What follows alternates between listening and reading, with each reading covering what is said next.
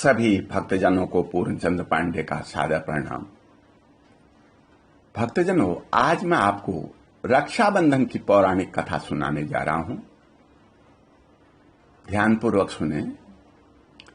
इस वर्ष श्रावणी पूर्णिमा एवं रक्षाबंधन का पावन पर्व दिनांक 21 अगस्त 2021 को सायं 5 बजे से प्रारंभ होकर के दिनांक 22 अगस्त 2021 को रविवार के दिन सायं 5:32 तक रहता है। रक्षाबंधन ब्राह्मणों का सर्वश्रेष्ठ त्योहार है। इस दिन विष्णु भगवान का पूजन करके यज्ञोपवीत की प्रतिष्ठा की जाती है और नया यज्ञोपवीत धारण किया जाता है। ब्राह्मण लोग श्रावण पूर्णिमा के दिन अपने यजमानों के घरों में जाते हैं, भगवान से उनके घर परिवार की रक्षा के लिए प्रार्थना करते हैं और दीर्घायु की कामना करते हुए उन्हें रक्षाबंधन करते हैं। यजमान अपने पुरोहितों को यथाशक्ति अन्न, वस्त्र तथा दक्षिणा देते हैं।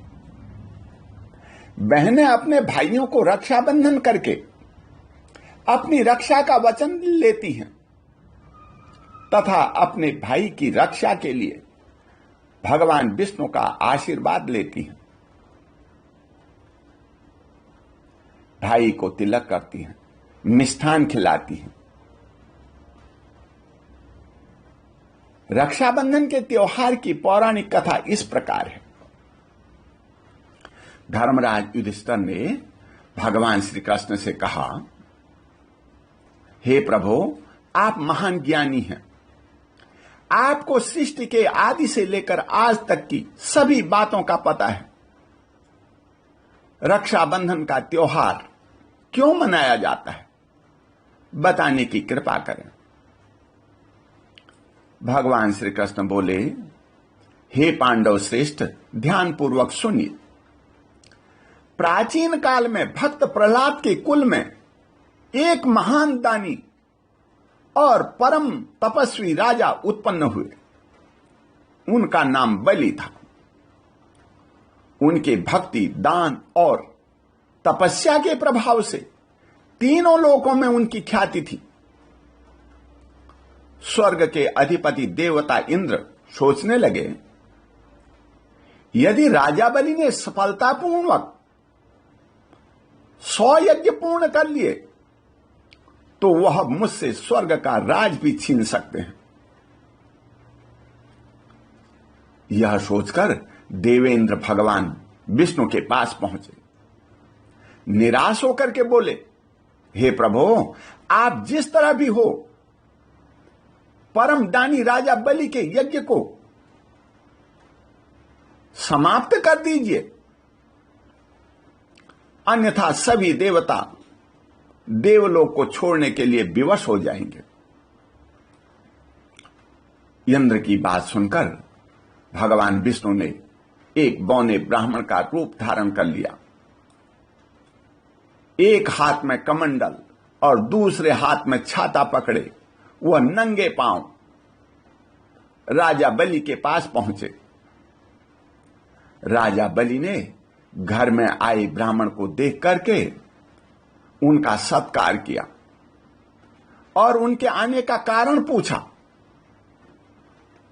तब बौने ब्राह्मण ने कहा, मैंने सुना है आप बहुत बड़े दानी हैं।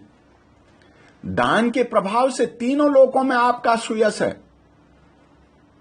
आप मुझे भी 3 पग भूमि दान में दे दीजिए। इसी इच्छा से मैं आपके पास आया हूं। राजा बलि ने हंसते हुए कहा, केवल 3 पग भूमि, वो भी इतने छोटे छोटे पैरों से? आपको और भी जो कुछ चाहिए मांग लो। जिसने एक बार राजा बलि से कुछ मांग लिया उसे फिर किसी के आगे कभी भी भीख मांगने की जरूरत नहीं पड़ती। आपको भूमि के अतिरिक्त अन्न, धन, हीरे, जवाहरात, जिस किसी चीज की इच्छा है वही मांग लो। मेरे दरवाजे पर आया हुआ ब्राह्मण प्रसन्न होकर के जाए, यही मेरी इच्छा है। इतने में ही दैत्यों के गुरु शुक्राचार्य ने देखा राजा बलि ब्राह्मण को 3 पग भूमि दान करने के लिए तैयार हो गए हैं।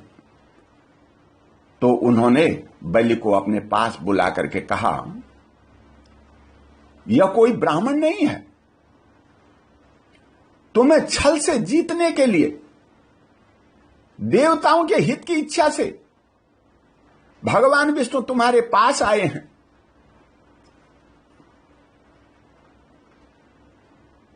तुम्हारी हार, देवताओं की जीत, यही इनका प्रयोजन है।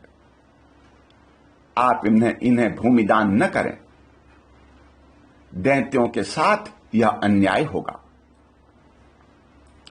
दैत्य गुरु शुक्राचार्य की बात सुनकर राजा बलि मुस्कुराते हुए बोले,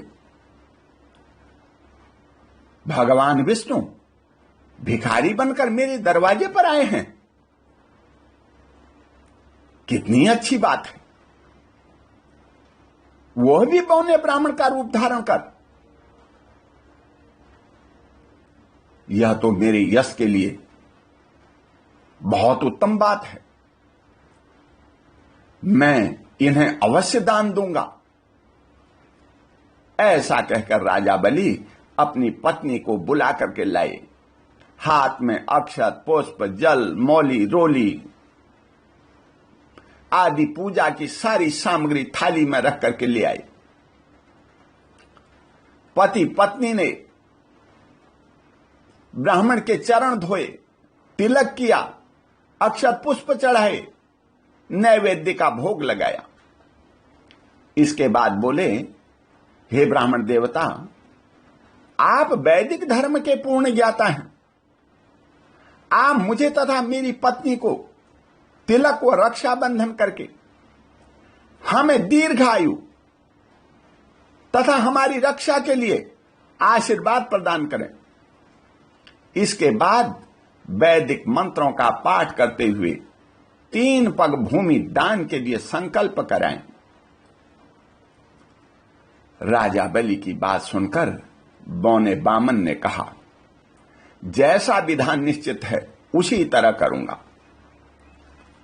बामन ने अपना विराट रूप दिखाते हुए अपने एक पग से पृथ्वी नाप ली, दूसरे पग से आकाश को नाप लिया। फिर बोले, हे बलि, तीसरा पग कहां रखूं? अब तुम ही बताओ। यह सुनकर राजा बलि ने हाथ जोड़ते हुए कहा, हे प्रभु, आपने मुझे रक्षा का वचन दिया है। अपने वचन का पालन करते हुए तीसरा पग मेरे सिर पर रख दीजिए। जैसे ही भगवान ने अपना तीसरा पग रखा, राजा बलि सीधे पाताल लोक जा पहुंचे और वहां के राज सिंहासन पर बैठ गए। तब राजा बलि ने देखा, मैं तो इतने सुंदर और विशाल पाताल लोक के साम्राज्य का राजा बन गया हूं। इतने विशाल लोक का कार्यभार कैसे संभालूंगा? यहां कौन हमारी और मेरी प्रजा की रक्षा करेगा? यह सोचकर राजा बलि बोले, हे प्रभु, आपने मुझे इतना बड़ा साम्राज्य दे दिया है। इसकी रक्षा की जिम्मेदारी संभालते हुए आप सदा मेरे साथ मेरे द्वारपाल बन करके रहें। भगवान को अपने वचन के अनुसार हजारों वर्षों तक पाताल लोक में रहना पड़ा। जब भगवान विष्णु पाताल लोक में रहने लगे तो लक्ष्मी जी को बहुत चिंता हुई। वो सीधे पाताल लोक पहुंची। राजा बलि की कलाई पर रक्षा का सूत्र बांधते हुए बोली,